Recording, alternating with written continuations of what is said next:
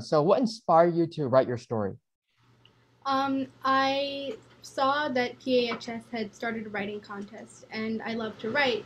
But that was the first time that I thought about how my writing could have an impact on the wider community. And so I wrote about what I knew, the donkeys that I'd been biking past for years.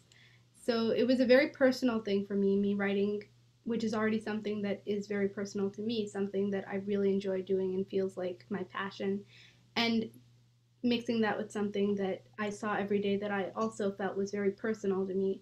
And then, yet, when I sent it to them, it became something that was relatable to the entire community and could have a bigger impact. So, my inspiration was very personal, but it ended up being something much bigger.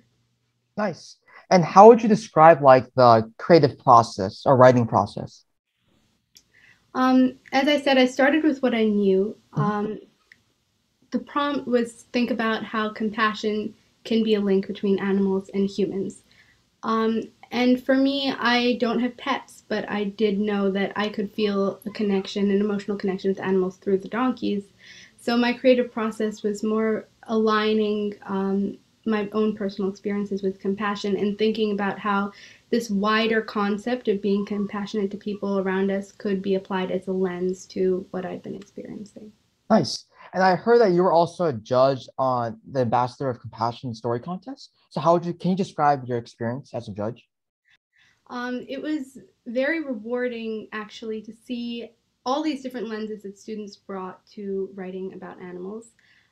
People had such varied experiences, yet when you were reading through the stories, you could tell that there was a common link.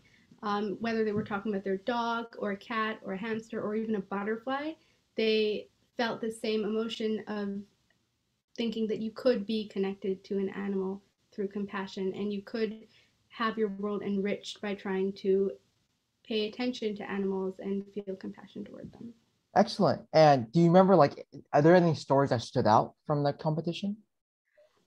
I think, like, on the first read, it was difficult to pick one because they all came from such different angles Mhm. and really brought something very unique, the writer's own unique perspective. Um, the things that really stood out to me in the ones that I finally thought could be winners was that students really merged excellence in writing craft with really thinking about the prompt. So their writing was really great. The way they crafted their story, their arc, their word choice, really evocative. And at the same time, there was substance to the story. They really thought about what am I feeling? How do I give that feeling to the reader through words? Nice, excellent. And how would you describe your experience at the events for the Bol Park Donkeys? That was a dream come true in some ways, to actually have these two worlds of mine merge. And it was sad that that couldn't happen for the future winners because of COVID, but I'm hoping that it can happen again. Mhm. Um, because to see something you care about um, highlighted in a contest about caring is something that just feels really amazing. Finally, what is the main message slash biggest takeaway you want readers to have of the stories about animals? That I want people who are reading stories about animals to really feel that animals can be part of a broadening of their horizons. Mhm.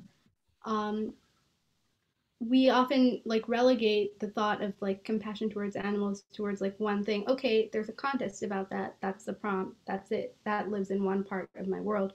But it actually can be wider than that. It can cross over to other parts of your life and it can help you see other parts of the world in a richer way.